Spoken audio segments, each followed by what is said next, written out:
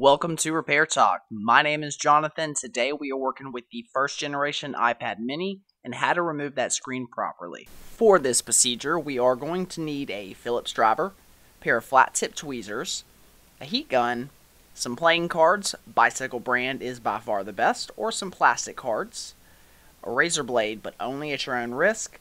When it comes to the cleanup, I recommend a X-Acto blade chisel. I use two different sizes in this video, and some alcohol 70% or higher, and some microfiber cloths. We'll show you two different scenarios where removing this glass can be completely different from one device to the next. First one we are working on is one that is much easier. The glass is not broken up into tiny shards, and there is no actual glass missing. So going around this one is a heat gun, using your cards to go all the way around. Just remember your flex cable is at the bottom if you're trying to salvage the screen. Start at the top. Now to clarify, the LCD and glass are actually separate pieces. The glass is held on by adhesive all the way around the edge.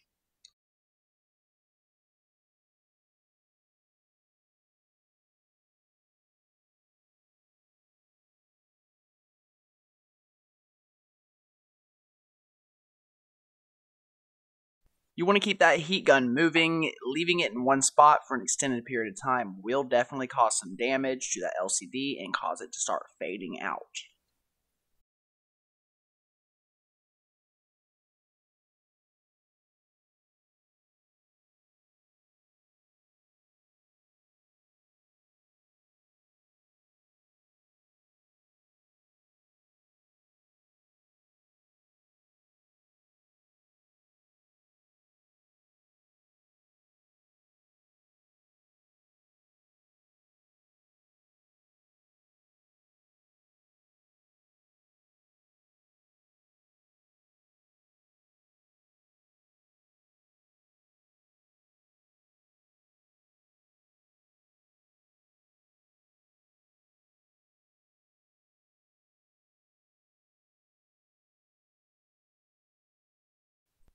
With the sides clear and the top clear from the adhesive, you can use the heat gun to heat up the bottom and gently lift on the glass and open it like a door. Now you do not want to remove it as it is still attached to the motherboard.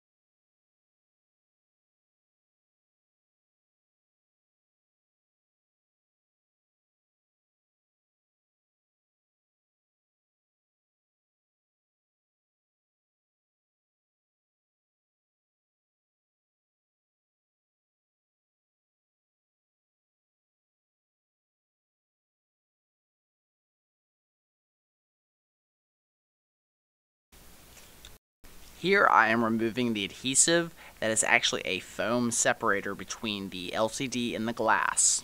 Generally I remove this later on once it's been pulled from the body, but it started to peel up as I removed the glass, so I'm going to take advantage of that right now and get that off.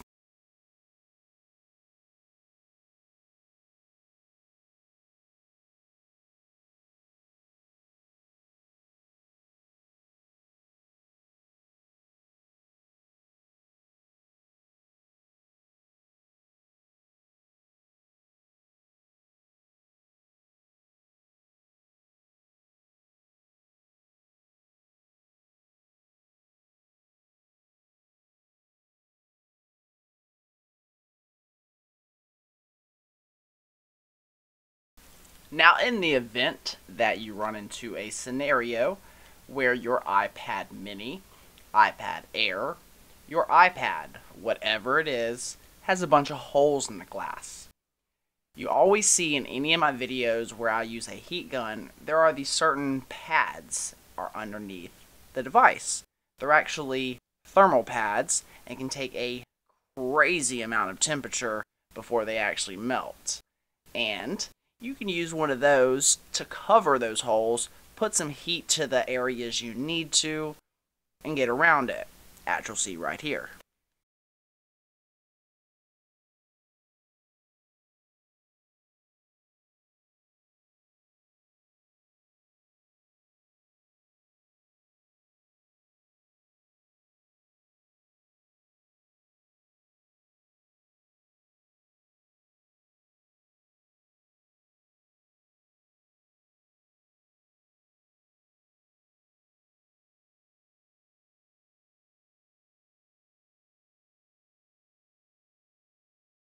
With a glass moved to the side, we can remove the 4 screws holding down the LCD.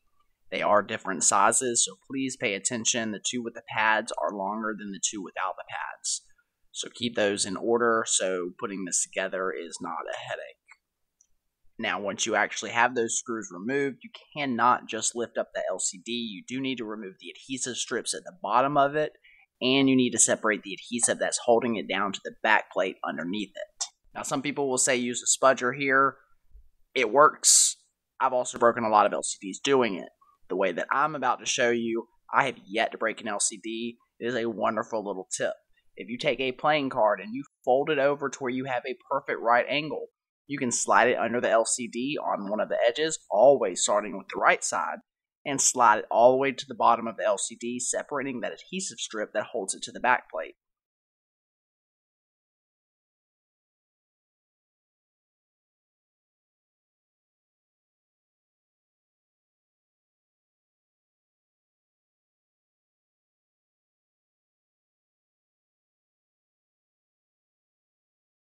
Once you've done the right side, just move over to the left side and do it again.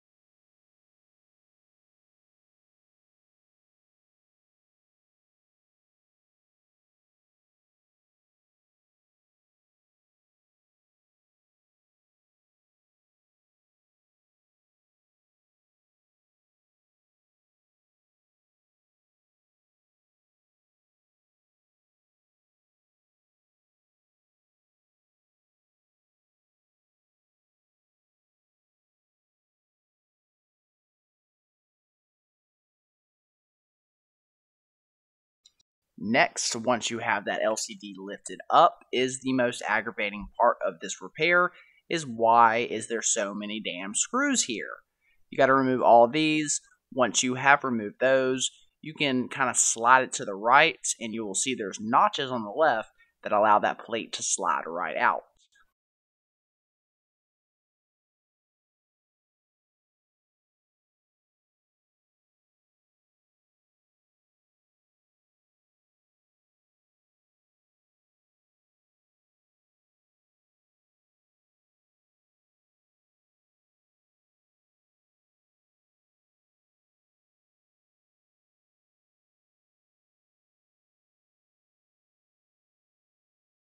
Once that is removed, there are 3 screws holding a plate that holds the battery connector, the LCD connector, and the digitizer connector.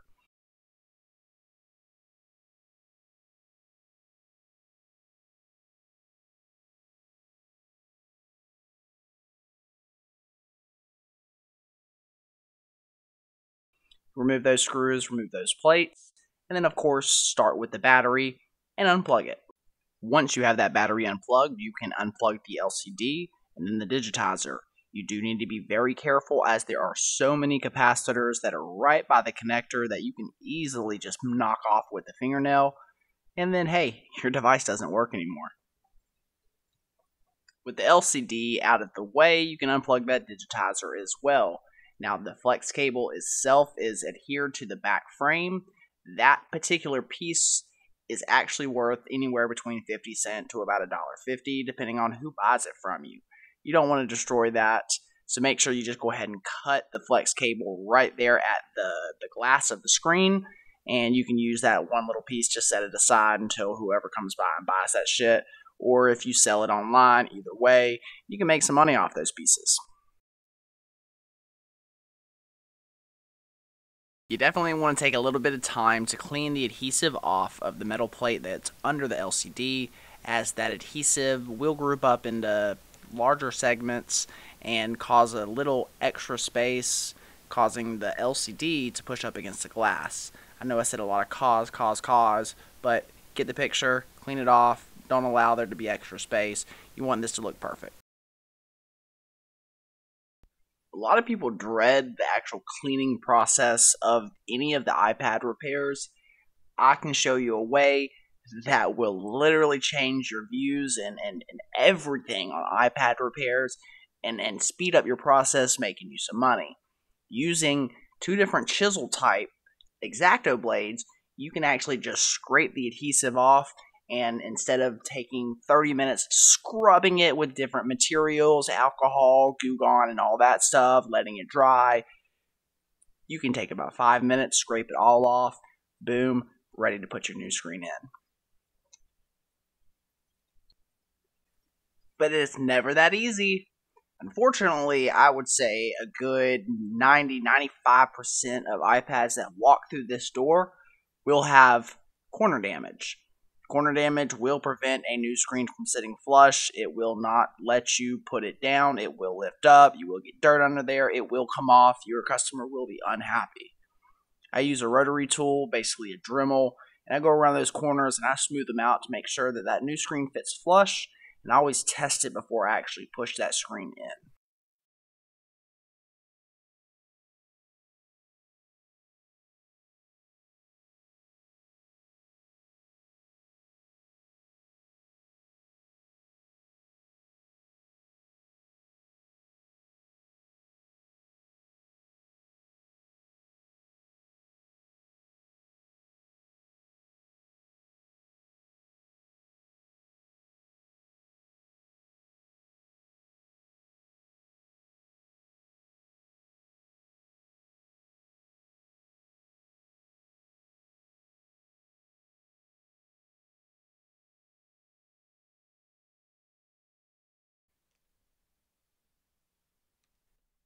Now, there are people out there that will say use the iCorner tool. I will say there are some corner drops, some dents that iCorner cannot repair. Same thing with iPhones. Sometimes a Dremel tool is absolutely necessary. Once you have that cleaned up, you should be able to take a fingertip and touch it to the frame. There should be absolutely no pull from any residue or anything left over from the old adhesive. Then you can put your new screen in. There will be a video instructing you on how to do so in the very, very, very soon future. And now you know.